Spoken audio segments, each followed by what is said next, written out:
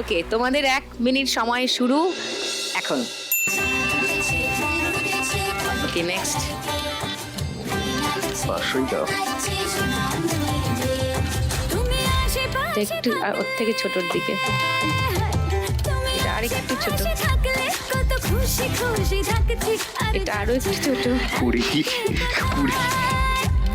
এটাও কাছাকাছি, এটা একদম ছোট, 10।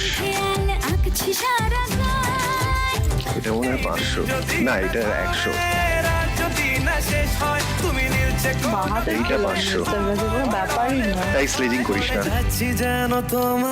আবার একটা 500 দিয়ে দাও না, 3-4টা তো থাকে। 200, এত বড় বোধহয় নয়। এই না 100 100 100। এটা দিয়ে দাও 100 100। এটা 10।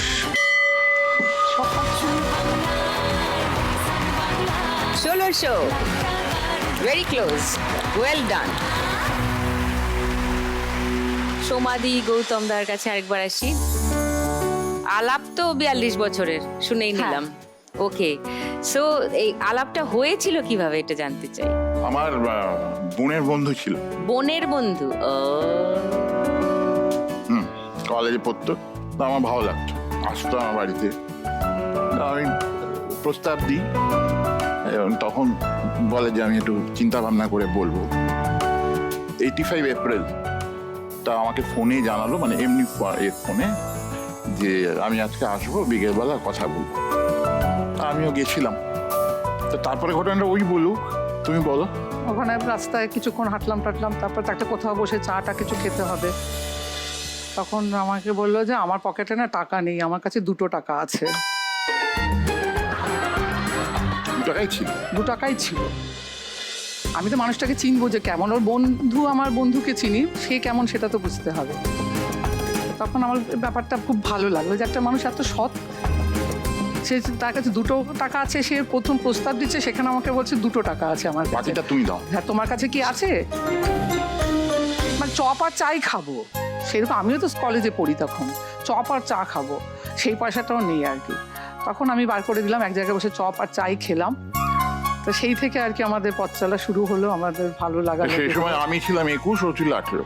ও, তখন তোমার 21 বছর, পারফেক্ট। তখন তোমার 21 বছর বোধহয়, আমি তখন অষ্টাদশীর ছোঁয়ায়। হ্যাঁ, একদম তাই।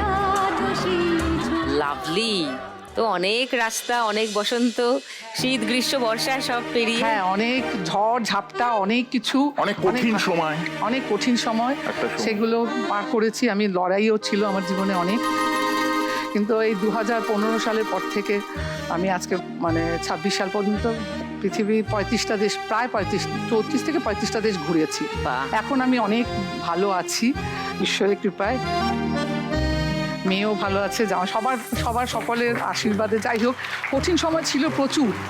Absolutely fine. 92-93 থেকে কঠিন সময় শুরু হয়েছে। 1992 1992 থেকে 91-তে বিয়ে হয়েছে আমার। ভীষণ কঠিন সময় ছিল, 15 পর্যন্ত খুব কঠিন সময় ছিল। মেয়ে বড় হচ্ছে, একে নিয়ে মেয়েকে নিয়ে, শ্বশুর শাশুড়ি মা বাবা সব তখন অসুস্থ, সব কিছু মিলিয়ে মিশিয়ে একটা খুব।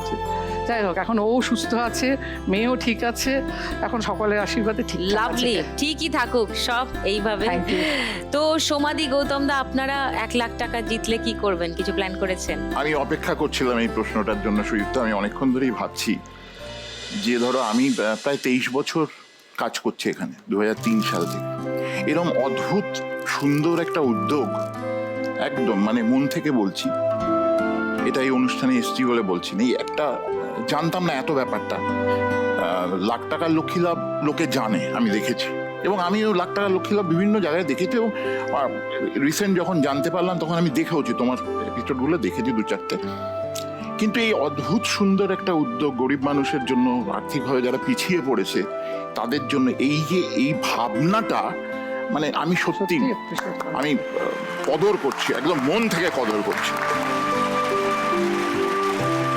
যদি আমরা লাকি হই, আমরা যদি জিতি, অবশ্যই আমাদের 50% টাকা সেইখানে তোমাদের দিয়ে যাব।